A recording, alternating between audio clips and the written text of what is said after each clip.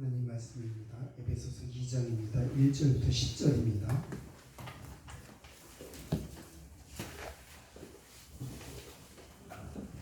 이절씩 교독드리도록 하겠습니다. 에베소서 2장 1절부터 10절입니다. 그는 허물과 죄로 죽었던 너희를 살리셨도다. 그때 너희는 누구 가운데서 행하여 이 세상 풍조를 따르고 공중의 권세 잡은 자를 따랐으니 또 지금 불순종의 아들들 가운데서 역사하는 영이라. 전에는 우리도 다 그 가운데서 우리 육체의 욕심을 따라 지내며 육체와 마음이 원하는 것을 하여 다른 이들과 같이 본질상 진노의 자녀이었더니 긍휼이 풍성하신 하나님이 우리를 사랑하신 그 사랑을 인하여 허물러 죽은 우리를 그리스도와 함께 살리셨고 너희는 은혜로 구원을 받은 것이라. 또 함께 일으키사 그리스도 예수 안에서 함께 하늘에 앉히시니 이는 그리스도 예수 안에서 우리에게 자비하심으로써 그 은혜의 지극히 풍성함을 오는 여러 세대에 나타내려 하심이라. 너희는 그 은혜에 의하여 믿음으로 말미암아 구원을 받았으니 이것은 너희에게서 난 것이 아니요 하나님의 선물이라. 행위에서 난 것이 아니니 이는 누구든지 자랑하지 못하게 함이라. 우리는 그가 만드신 바라 그리스도 예수 안에서 하나님을 위하여 지으심을 받은 자니 이 일은 하나님이 전에 예비하사 우리로 그 가운데서 행하게 하려 하심이라. 아멘.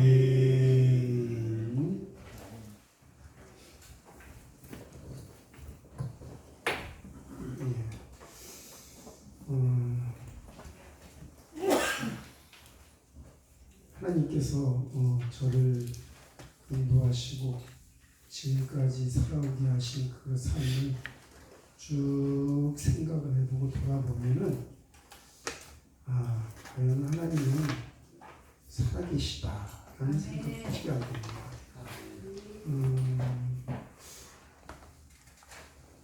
만약에 내가 하나님을 안 믿었더라면 내가 어떤 사람이 되어져 있을까 생각을 해보면 참 생각하기도 싫어요, 사실.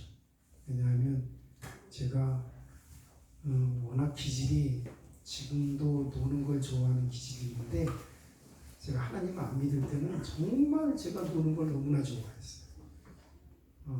그래서 그냥 온갖 그냥 제가 또 이게 뭔가 해보면은 좀 빠지는 경향이 있어요. 이게 열중을 한다고 할까요? 그래서 뭔가 하는 걸 시작하면 거기에 빠져요. 그럼 제가 또 좋아하는 게 너무나 많았겠죠. 뭐 한 가지만 좋아해야 되는데 이것도 좋아하고 저것도 좋아하고 이것도 해보고 저것도 해보고 그냥 모든 걸 제가 다 해봤어요. 호기심도 많아서.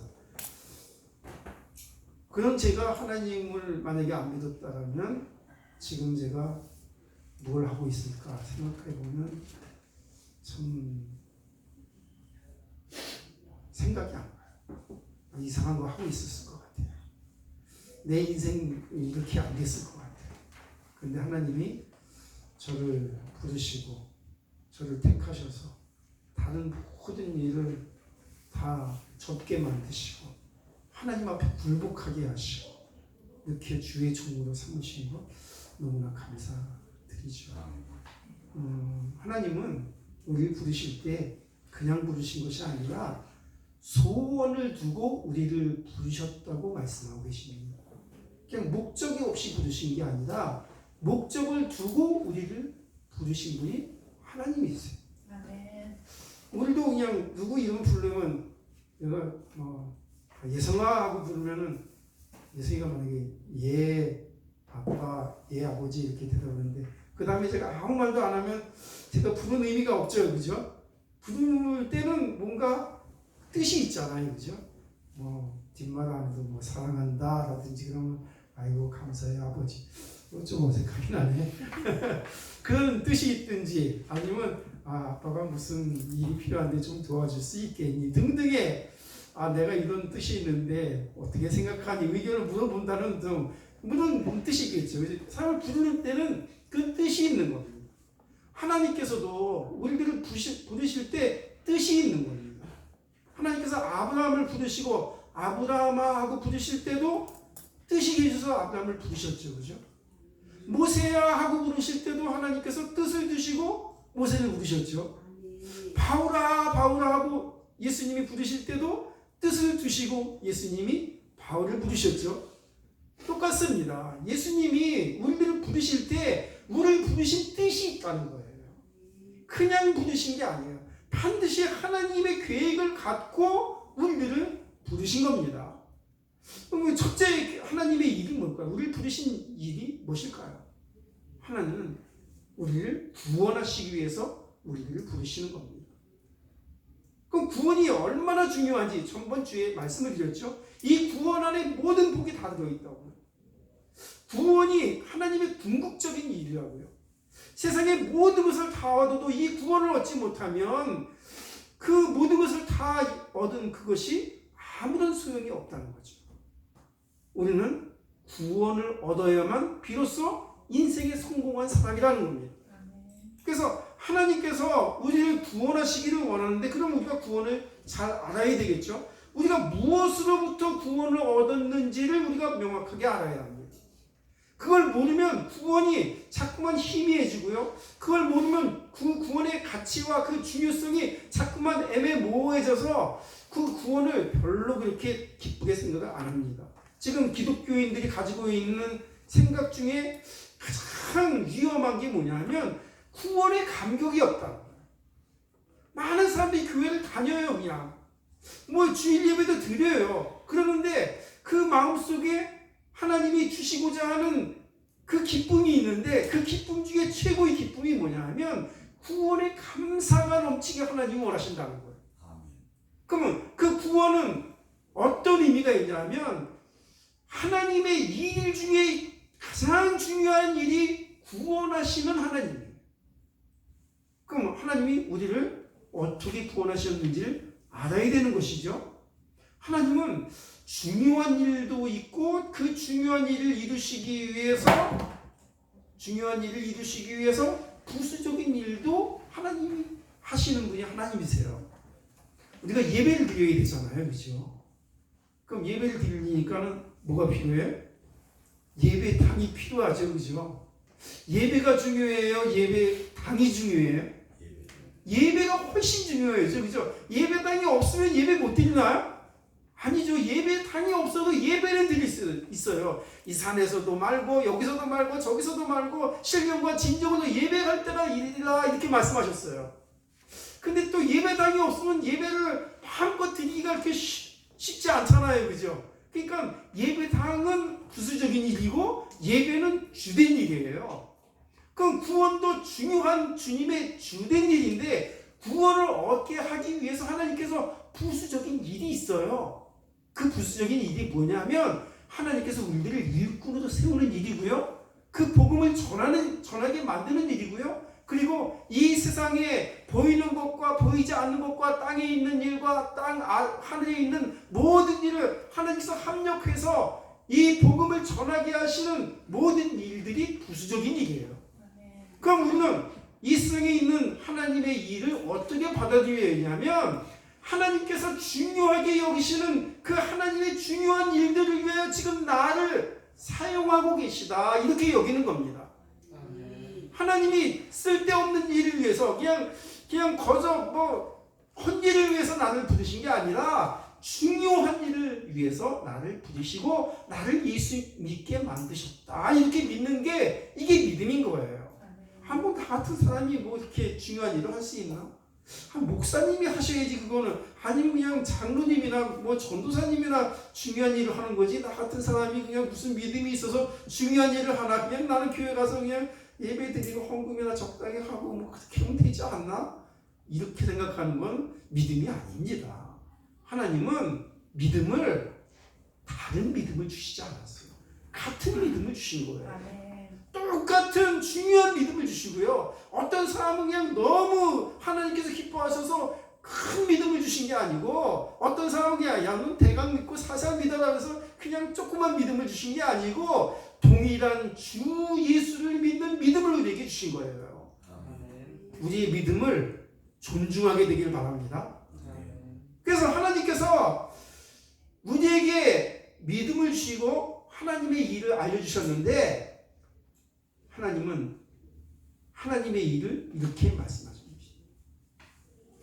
어떤 청년이 와서 물어봅니다. 예수님, 내가 어떻게 하여야 하나님의 일을 하오니까? 이렇게 물었습니다. 지금 만약에 우리들에게 어떤 사람이 내가 어떻게 하면 하나님 일을 할까요? 하고 묻는다면 뭐라고 대답을 할까요? 얼른 대답 잘 생각이 안 나겠죠, 그죠? 그런데 예수님은 우리가 보기엔 좀 엉뚱한 것 같아요. 좀 의외인 것 같아요. 뭐라고 말씀하셨냐면 하나님의 보내신 자 그를 믿는 게 하나님의 일이다 이렇게 말씀하셨어요. 누구죠? 예수님을 믿는 게 하나님의 일이다 이렇게 말씀하셨어요. 그러니까 우리가 해야 할 일이 하나님이 보내신 자 우리 주 예수를 믿는 게 우리의 일인 거예요. 그럼 그 예수님을 믿으면 모든 일이 어떻게 된다고요? 이루어지는 거예요. 되어지는 거예요. 그분을 안 믿으면 일을 할 수가 없어요. 엉뚱한 일을 하는 거예요. 바리새인들이 우리가 하나님의 일을 했다고 귀신을 쫓아냈다, 우리가 안식일을 지키고 제사를 열심히 드렸다, 봉사를 했다, 구제를 했다, 모든 일을 했는데 하나님께서 잘했다고 칭찬하셨나요? 잘했다고 칭찬하시지 않았어요. 내가 너희를 도무지 모른다 이렇게 말씀하셨어요. 누구를 안 믿었기 때문에요? 예수 안 믿으면 아무것도 아니라는 거예요. 예수 안 믿으면 구원을 받을 수도 없고요. 예수 안 믿으면 전도할 수 없어요. 그러니까 이 바리새인들이 예수 안 믿었으니까 전도할 수 있었어요?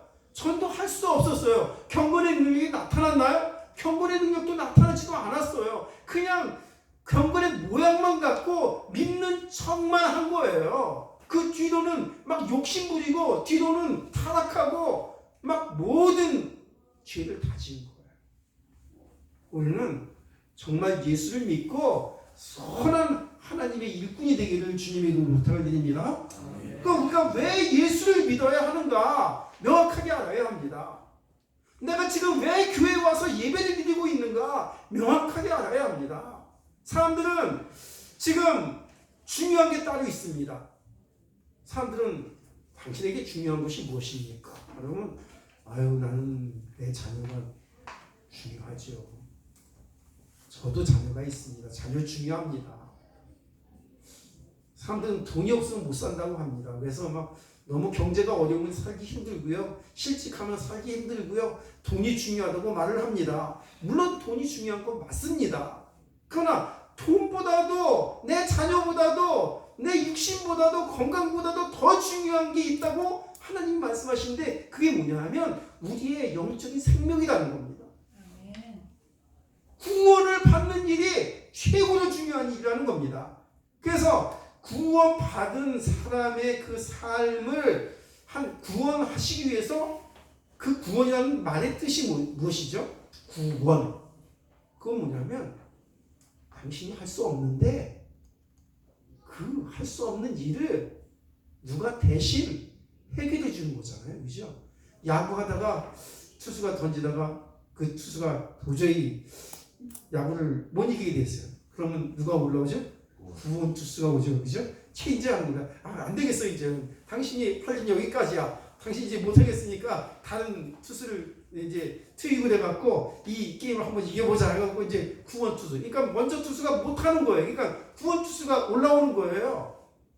만약에 우리의 삶도 아주 심각한 문제가 있어서 우리의 삶이 더 이상 이대로 가다가는 안 되겠기에 예수님이 우리를 위해서 우리의 과거와 현재와 미래의 모든 문제를 주님이 해결하시기 위해서 구원자로 우리 안에 오시기를 하나님이 원하는 거예요. 내 삶, 내 혼자 힘으로 안 되겠기에 내가 이대로 살아서는 내 삶의 문제가 해결이 안 되겠기에 저 하나님 나라로 들어가는 그 내세의 문제가 해결되지 않겠기에 예수님이 오셔서 그 문제를 해결하러 이 땅에 오신 것입니다. 그분이 지금 나를 만나주러 이 땅에 나를 위해서 오신 것입니다. 그러면 무슨 문제를 해결해 주셨나요? 지금 에베소 2장 1절에 보니까 이렇게 됐습니다. 허물과 죄로 죽었던 너희를 살리셨도다 이렇게 했어요. 죄와 허물로 죽은 우리들을 살리셨다 이렇게 말씀하고 계세요. 그러면 이게 죄와 허물로 죽었다는 게 무슨 뜻일까요? 우리 사람은 살았다는 의미가 그냥 육체가 살았다고 사는 게 아니라 우리가 살았다는 것은 우리의 영혼이 살아있어야만 사는 겁니다. 우리가 세상에 대해서 사람들이 보기에 막 걸어다니고 일하고 숨쉬고 먹으러 다니고 놀러 다니고 이래서 산다는 것이 아니라 하나님 보시기에 우리에게는 생명이 있어야 하나님의 영이 있어야 우리는 비로소 산 자라 이렇게 하나님이 여기시는 것입니다. 그래서 그 생명이 있기 위하여 우리가 그 죄와 허물로 죽었던 그 죄와 허물로 오는 모든 죄의 싹에서 우리가 해방되어져야만 우리가 비로소 생명을 얻을 수 있게 되는 것입니다. 그래서 예수님이 십자가에서 우리 대신에 십자가에서 대속물이 되어주신 것입니다. 우리의 모든 죄와 허물을 십자가에서 도말하여 주신 것입니다. 그 죄의 싹에서 우리가 해방되어진 것이죠. 그 구원 이전의 삶을 주님께서 해결하셨고요. 구원받은 이후에 그럼 우리가 구원받으면 아무 문제가 없죠. 그죠? 여러분들 아무 문제 없나요? 저는 문제가 있는데요. 구원받아도 문제예요. 사실은 구원받았다고 해야 무슨 일이 막 일사천리로 척척 잘 되는가요? 아니죠. 구원받은 이후에도 우리는 여전히 연약한 존재입니다. 이 세상을 살아가야 되는 거예요. 그러면 이 세상을 살아가야 되는 이 세상을 살아가야 되는 그 모든 삶의 과정 속에 하나님이 함께 계셔야만 우리가 이 세상을 비로소 의미 있게 보람 있게 살아갈 수 있게 되는 것입니다. 그래서 예수님이 지금 우리 안에 세상 끝날까지 함께 계시기를 원하시는 것입니다. 내가 살아가는 구원받은 이후의 삶도 주님께서 책임지시겠다는 것이고요. 우리가 마지막 이 육신의 장막을 우리가 벗어버리고 우리가 어디론가 가야 되겠죠. 저 천국으로 가든지 아니면 지옥으로 가든지. 하나님의 자녀가 된 사람은 하나님의 자녀라는 그 신분 때문에 아버지의 집으로 당당하게 들어가는 것이고요. 하나님의 자녀가 아닌 사람은 아무리 잘났어도 아무리 명예가 있어도 아무리 똑똑해도 그런 것이 문제가 아니라 하나님의 자녀가 아니기 때문에 하나님의 나라에 들어갈 수가 없는 것이죠. 우리가 예수 믿고 영접하고 하나님의 자녀가 되어야만 하나님의 나라에 들어갈 수 있는 것입니다.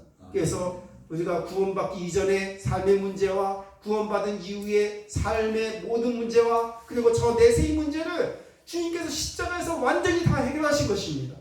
그래서 우리가 기쁨으로 이 세상을 살아갈 수 있도록 하나님께서 우리를 인도하시는 것입니다. 하나님의 은혜는 완전한 하나님의 은혜입니다. 지금 우리는 싸워서 이겨야 되는데요. 영적인 싸움을 싸워야 되는데요. 우리는 영적인 싸움을 어떻게 싸울지를 잘 모르는 것이죠. 믿음은 지켜야 되는 것입니다. 하나님은 우리를 파수꾼의 사명을 우리에게 주셨는데 파수꾼은 뭐 하는 사람이죠? 뭔가 망을 보는 사람이죠. 지키는 사람이죠. 그죠? 뭔가 위험이 오면 바로 나팔을 불거나 지금은 뭐 나팔 같은 거 잘 안 불지만은 지금은 뭐 코로나19 때 때문에 경고 문자가 막 오죠. 그죠? 위험하다. 어느 지역에 코로나 발생했으니 조심하십시오. 어느 또 곳에 가면은 간 사람이 있으면 뭐 진단을 받으십시오 하고 막 문자가 막 뜨죠. 경고 문자가 막 와요. 위험을 알려주는 것이거든요. 그러면 위험이 존재하고 있다는 것을 우리가 아는 겁니다. 그 우리의 믿음도 지켜야 되는데 왜 지키죠? 우리의 믿음을 빼앗길 위험이 있기 때문에 우리의 믿음을 약화시키려는 뭔가가 있기 때문에 우리의 믿음을 지키라고 말씀하시는 것입니다. 그러면 은혜도 받아야죠. 그죠? 그럼 받은 은혜 지켜야 돼요? 잃어버려야 돼요? 지켜야죠. 그죠? 하나님이 탄식하는 게 그거예요. 은혜 받았다 그러는데 은혜 받은 그것이 너무나 미약한 거예요. 아니 은혜를 주었는데 탄식을 하는 거예요. 하나님 받은 은혜가 그 다음날 아침에 햇빛이 비치면 휘쏟아지는 이슬방울과 같이 받은 은혜를 지키지 못한다는 거예요. 하나님 우리가 은혜 받기를 원하고 은혜를 지키기를 원하세요. 그 은혜가 그냥 헛된 은혜가 아니라 그냥 막 열매를 맺는 그런 은혜가 되기를 원하시는 겁니다. 강한 은혜 안에서 강한 자가 되게 하나님 원하시는 것입니다. 그래서 은혜를 헛되게 하고 믿음을 헛되게 하는 것들이 있는데 지금 율법의 행위를 의지하는 것이 은혜 안에서는 가장 위험한 일입니다. 은혜로 시작했다가 대가로 돌아가면 안 되죠. 은혜라는 건 뭐죠? 그럼 우리가 받은 은혜의 핵심이 뭐죠? 나는 일한 것도 없는데, 나는 잘난 것도 없는데, 내가 한 공로도 없는데, 내가 애쓴 것도 없는데 하나님께서 그 죄인된 나를 위해서 내가 죄를 용서해달라고 하나님 나의 죄를 쓰니까 제발 제 죄를 용서해 주세요. 하나님 앞에 나가서 우리가 하나님께 죄를 용서해달라고 구하니까 하나님께서 우리를 용서해 주셨나요? 그게 아니죠. 로마서 5장 8절에 보니까 우리가 아직 죄인 되었을 때 하나님께서 우리를 사랑하시고 우리의 죄를 용서해 주시려고 우리의 죄를 깨닫게 하시고 하나님 앞에 구하게 하신 것입니다. 내가 먼저 하나님 앞에 나간 것이 아니라 하나님께서 먼저 우리를 찾아오셔서 우리를 만나주신 게 그게 복음이라는 거예요. 그럼 우리가 한 공로나 행위는 아무것도 없는 것입니다. 오로지 주님이 모든 것을 다 하신 것입니다. 그럼 이게 아주 우리의 믿음의 그냥 원칙이 되어야 되고요. 이게 아주 철저한 사상이 되어져야 되는 것입니다. 근데 자꾸만 교회 안에서 나타나는 게 뭐냐 하면 자꾸 공로주의가 나타나요. 내가 이렇게 했는데 섭섭마귀가 왜 찾아오죠? 내가 그래도 교회에서 내가 그래도 이렇게 열심히 했는데 아니 목사님이 나한테 이렇게 대접을 해? 아니 내가 저한테 얼마나 잘해줬는데 저 집사님이 나한테 이렇게 대접을 해? 나한테 이렇게 취급을 해? 그러면서 자꾸만 섭섭한 생각이 드는 거예요.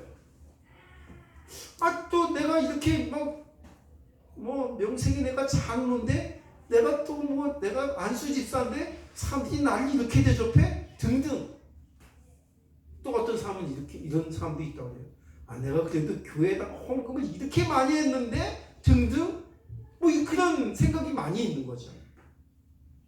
그러나 그런 내가 한 행위 때문에 하나님께서 뭔가 우리에게 주시는 것이 아니라 하나님은 은혜로 값없이 우리에게 모든 것을 주시는 분이십니다. 아멘. 그래서 우리에게 오로지 한 가지 법이 있다면 그것은 은혜의 법인 겁니다. 행위와 대가의 법이 아니라 십계명의 법이 무엇이죠? 십계명의 법이 처음부터 끝까지 한번 잘 읽어보면 거기에는 모든 것이 다 대가입니다. 우상을 섬기지 마라. 우상 섬기면 어떻게 되죠? 네? 내 이웃의 아내를 탐하지 말라. 그 누가 해야 되는 거죠? 우리 사람이죠. 우상을 섬기지 말라. 이거 누가 해야 되는 거죠? 우리가 해야죠, 그죠? 모든 것이 누구에게 초점이 맞춰져 있냐면 우리에게 초점이 있어. 그러면 그 십계명은 하나님이 하시겠다는 일은 하나도 없어요. 하나님이 우리에게 주신 법인데 하나님이 하시겠다는 법은 하나도 없어요. 다 누가 해야 되는 거예요? 다 누가 지켜야 되는 거예요? 우리가 싸그리 다 우리가 지켜야 되는 거예요. 하나님이 만드신 법인데 그 법 다 누가 지켜야 되는 거예요? 우리가 다 지켜야 되는 거예요. 근데 그 우리가 지켜야 되는 그 모든 법을 우리가 다 지킬 수 있나요? 다 지킬 수가 없어. 그래서 십계명은 우리를 의롭게 하는 법이 아니라 하나님 앞에 우리가 죄인일 수밖에 없다는 것을 나타내는 법인 거예요. 그래서 그 법은 생명의 법이 아니라 그 법은 사망의 법인 거예요. 죽음에 이르는 법인 거예요. 근데 하나님이 십계명을 우리에게 주시고 그 사망에 이르는 법만 주신 것이 아니라 우리에게 무슨 법을 주셨냐면 십계명을 바라보지 말고 그 법을 바라보면 너희는 죽을 수밖에 없으니까 내가 너에게 새롭고 산 법을 줄 테니까 그 법을 따라가라 하면서 우리에게 복음을 주신 거예요. 너희가 그렇게 죽을 수밖에 없는, 하나님 앞에 죄인일 수밖에 없는 죄와 허물로 죽은 자이지만은 내가 너희를 살리기 위하여 복음을 주었는데 내가 내 아들을 보내어서 너희의 죄를 십자가에서 대속물로 드리게 하여 내가 그 아들을 너희를 위하여 보내주겠다. 그럼 그거는 누가 하실 일인가요? 우리가 해야 될 일인가요? 아니에요. 하나님이 하시는 일이에요. 그거는 내가 하는 일이 아니라, 내가 지키는 약속이 아니라 하나님이 하신 일이고 하나님이 약속하신 일입니다.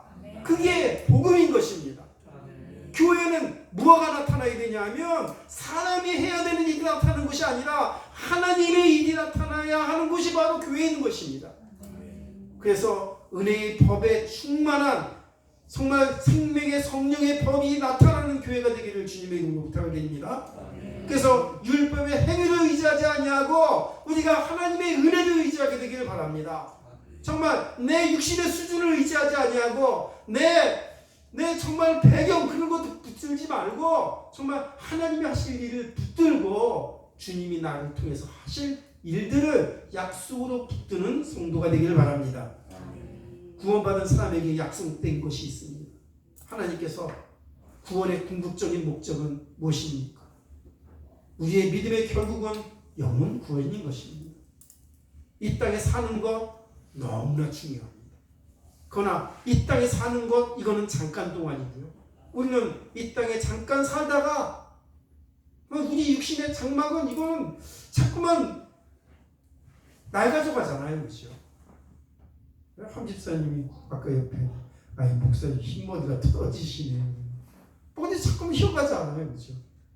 자꾸 피부는 자꾸만 노화돼 가고요. 뭐 정신도 자꾸만 노화돼 갈 수도 있어요. 정신도 자꾸만 뭐 나이 먹으면 정신력도 자꾸만 약하게 됩니다.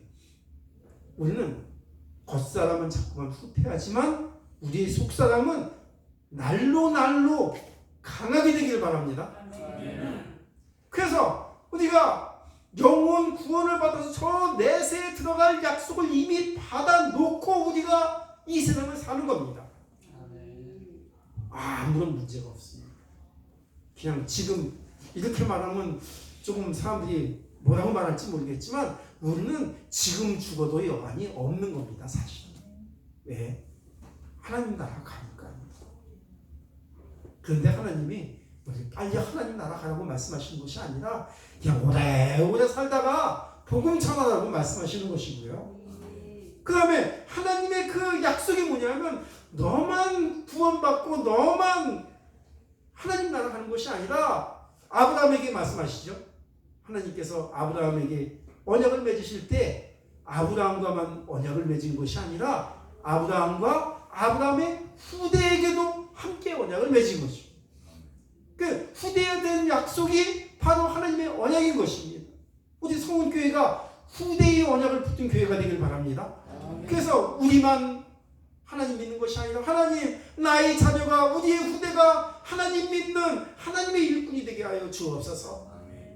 그래서 이 언약을 붙들고 우리가 이 언약을 우리 후대들에게 언약인 영적인 유산으로 남기고 저들이 또 그 언약을 붙들고 후대의 후대가 계속 예수님을 믿고 하나님을 믿는 그런 교회가 되기를 바랍니다. 그리고 하나님께서 우리에게 약속하신 것이 또 신분입니다. 우리의 신분은 하나님의 자녀입니다. 자녀, 사실 그 속에 모든 복이 다 있죠. 악한 자라도 자기 자녀에게 좋은 것을 줄 줄 알거든 하물며 하늘에 계신 너희 아버지들까 보냐. 너에게 좋은 것을 주시지 아니하겠느냐. 하나님은 우리의 아버지입니다. 우리의 좋은 것을 주시려고 지금 일하고 계신 분이 하나님이시죠. 그리고 또 우리에게 약속하신 것이 있는데 그것도 사명도 또한 약속으로 주셨습니다. 사명이 너무나 중요합니다. 은혜와 사명은 떨어질 수 없습니다. 은혜 받으면 사명이 저절로 따라옵니다. 은혜가 약하면 사명 감당할 수가 없습니다. 사명이 따라오지가 않죠. 그냥 사명 따로 구원 따로 이렇게 생각을 합니다. 그렇지만은 은혜 받으면 구원받은 것이 너무나 감사해서 내가 받은 그 은혜가 너무 감사해서 바울처럼 내가 은혜에서 빚진 자다 이렇게 말하는 것 같이 사명도 감당하는 그런 성도가 되어질 것입니다. 우리 성훈교회가 전도하는 교회가 되길 바랍니다. 그래서 어린 후대들이 넘쳐나는 교회가 되길 바라고, 또 내가 먼저 제자가 되고 나 같은 제자가 또 나 때문에 내 뒤를 이어서 이 믿음의 자리를 지킬 수 있도록 함께 기도하기를 주님의 이름으로 부탁을 드립니다. 기도하겠습니다. 하나님 감사합니다. 우리들은 하나님의 자녀입니다. 하나님의 백성입니다. 하나님께서 우리를 믿지 않는 자로 그냥 남겨두신 것이 아니라 많은 사람들 가운데서 구별하셔서 믿음의 자녀로 우리들을 불러주시고 십자가에 못 박히신 주 예수를 믿어 순종하는 하나님의 자녀가 되게 하시니 감사를 드립니다. 우리가 은혜를 헛되이 받지 아니하도록 인도하여 주옵소서. 매인자가 아니라 자유한 자가 되도록 인도하여 주옵소서. 무지하지 아니하고 지혜로운 자가 되기를 원합니다. 하나님을 아는 자가 되기를 원하고 복음을 아는 자가 되도록 인도하여 주옵소서. 그리함으로 진리의 지식에 이르러 하나님 자유하고 기쁜 신앙을 가진 하나님의 일꾼이 되도록 인도하여 주옵소서. 아멘. 우리가 믿는 이 믿음을 우리 후대들에게 영적인 유산으로 물려줄 수 있는 성훈교회가 되도록 인도하여 주옵소서. 아멘. 300명 제자 세워서 파송하는 교회가 되도록 인도하여 주옵소서. 아멘. 우리 구주 예수님의 이름으로 기도 올리옵나이다. 아멘.